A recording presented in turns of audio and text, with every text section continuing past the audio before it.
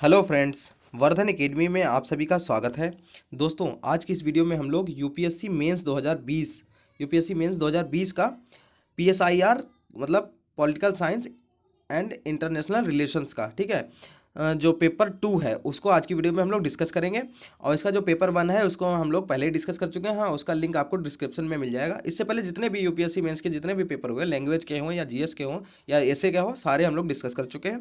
उनके लिंक आपको मिल जाएंगे और वहाँ से आप लोग उनको भी डाउनलोड कर सकते हैं। तो चलिए आज की वीडियो स्टार्ट करते हैं और देखते हैं कि सेकंड पेपर में किस तरीके के क्वेश्चंस पूछे गए हैं। तो यहाँ पे देखिए, सबसे पहले इसमें 8 प्रश्न है जो 2 खंडों में विभाजित है तथा हिंदी एवं अंग्रेजी दोनों में छपे हैं। उम्मीदवार को कुल 5 प्रश्नों के उत्तर देने हैं। ठीक है, आपको इसमें जितने भी क्वेश्चन दिए गए, शायद 8 क्वेश्चन दिए गए होंगे, उनमें से आपको 5 प्रश्नों के उत्तर देने हैं और प्रश्न संख्या 1 और 5 अनिवार्य है। ठीक है, पहला क्वेश्चन और 5वां क्वेश्चन अनिवार्य है, ये आपको कंपलसरी करना है। ठीक है, बाकी में लिखा है तथा बाकी प्रश्नों में से प्रत्येक खंड से कम एक प्रश्न चुनकर 3 प्रश्नों के उत्तर दीजिए। ठीक है, प्रत्येक खंड से कम एक प्रश्न चुनकर 3 प्रश्नों के उत्तर दीजिए। ठीक है, तो यहाँ पर देखते चलिए, जो यहाँ पर पहला क्वेश्चन है, और जिस मीडियम से आप लोगों ने फॉर्म में भरा हो कि किस मीडियम में आप पेपर देंगे, उसी हिसाब से आप अपना पेपर दीजिए। यहाँ पे देखिए, पहला क्वेश्चन ये कंपलसरी है आपका। इसमें आपके 5 पार्ट हैं, A B C D E, ये आपको पाँचों करने हैं। 10-10 नंबर के हैं ये पाँचों क्वेश्चन। ठीक है, ए में देखते हैं क्या है। तुलनात्मक राजनीति की विषय वस्तु की विवेचना कीजिए। तुलनात्मक राजनीतिक विश्लेषण की सीमाओं को रेखांकित कीजिए। ठीक है, ये हो गया पहला क्वेश्चन। सेकंड है, भारतीय राज्य व्यवस्था के जनतंत्रीकरण में उदार लोकतांत्रिक सिद्धांतों के योगदान का विश्लेषण कीजिए। नेक्स्ट है, क्या विकासशील समाजों में वंचितों की राजनीतिक प्रक्रिया में बढ़ती हुई भागीदारी ने प्रजातंत्र को सुदृढ़ता प्रदान की है या इससे राजनीतिक अराजकता एवं संघर्ष की स्थिति उत्पन्न हुई है? टिप्पणी कीजिए। ये आपके सी वाला क्वेश्चन हो गया। और डी क्वेश्चन में है, दक्षिण वैश्विक राष्ट्रों के परिप्रेक्ष्य से उन पर पड़ने वाले वैश्वीकरण की प्रक्रिया के प्रभावों का समालोचनात्मक परीक्षण कीजिए। ठीक है, ये पेपर उन लोगों के लिए काफ़ी अच्छा होता है कि जो लोग मतलब तैयारी कर रहे हैं, उनको प्रीवियस ईयर पेपर जरूर देखने चाहिए। उससे काफ़ी चीज़ें आपकी सॉल्व हो जाती हैं, काफ़ी प्रॉब्लम सॉल्व हो जाती हैं, क्योंकि आपको पता होता है कि किस तरीके से आपको तैयारी करनी है।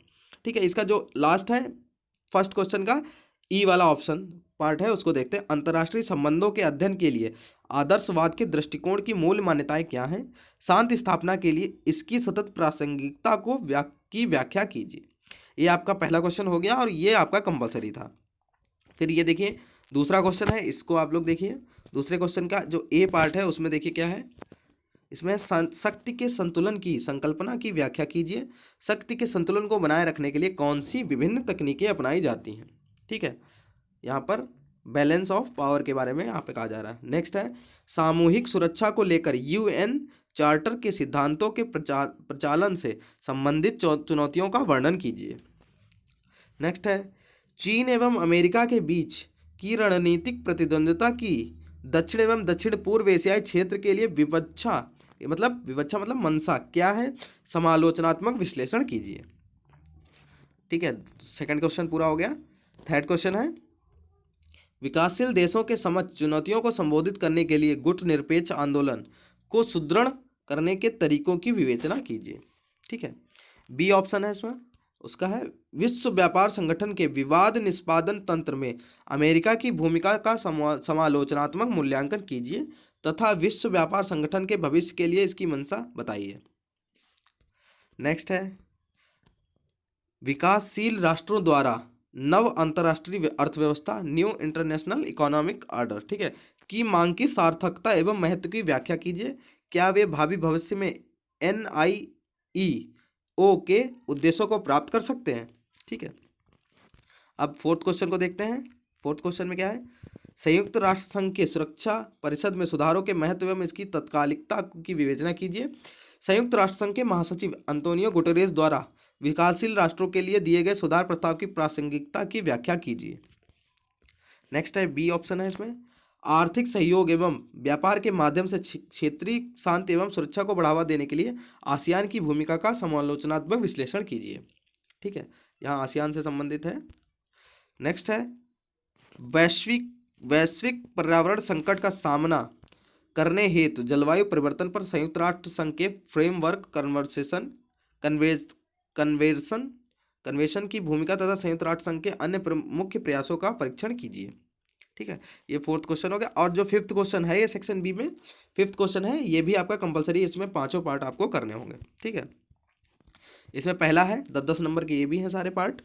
भारत के राष्ट्रीय सुरक्षा परिषद की संरचना एवं उसके प्रकार का वर्णन कीजिए। भारत की विदेश नीति के निर्माण में इसकी क्या भूमिका रहती है।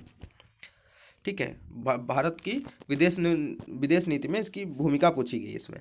दूसरा है सार्क क्षेत्र में व्यापार के कम मात्रा के होने के कारणों को रेखांकित कीजिए। ठीक है, सार्क क्षेत्रों में यहाँ पे पूछा गया। नेक्स्ट है भारत एवं बांग्लादेश के संबंधों पर जल राजनीति हाइड्रोपॉलिटिक्स के प्रभाव का विश्लेषण कीजिए। यहाँ हाइड्रोपॉलिटिक्स से संबंधित एक क्वेश्चन यहाँ पे पूछा गया है।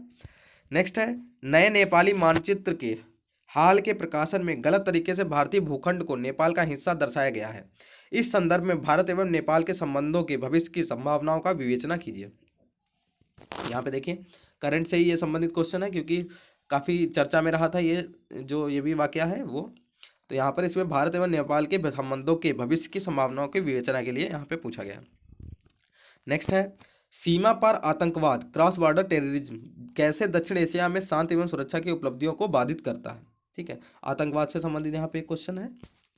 नेक्स्ट है क्वेश्चन नंबर 6, भारत अफ्रीका संबंधों के मार्गदर्शक सिद्धांत किस तरह से भारत तथा अफ्रीका के मध्य सामंजस्य एवं आपसी सहयोग बढ़ाते हैं।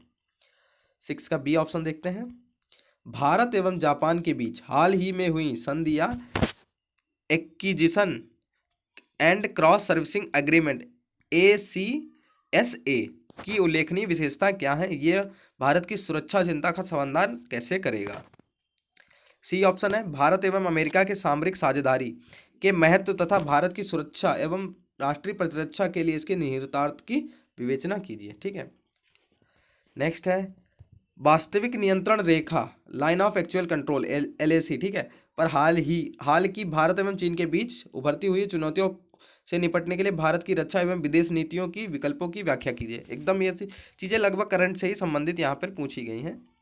नेक्स्ट है संयुक्त राष्ट्र संघ के सुरक्षा परिषद की स्थायी सदस्यता भारत के दावे के महत्व की व्याख्या कीजिए। ठीक है, काफ़ी इंपॉर्टेंट क्वेश्चन है ये।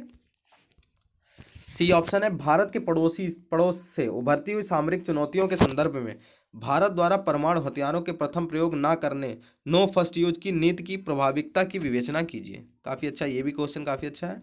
ठीक है, दूसरा जो है अर्थ क्वेश्चन है, उसमें जो पहला है ऑप्शन वो देखते हैं। भारत की राष्ट्रीय सुरक्षा के लिए अफगानिस्तान की युद्ध स्थिति अत्यंत ही महत्वपूर्ण है।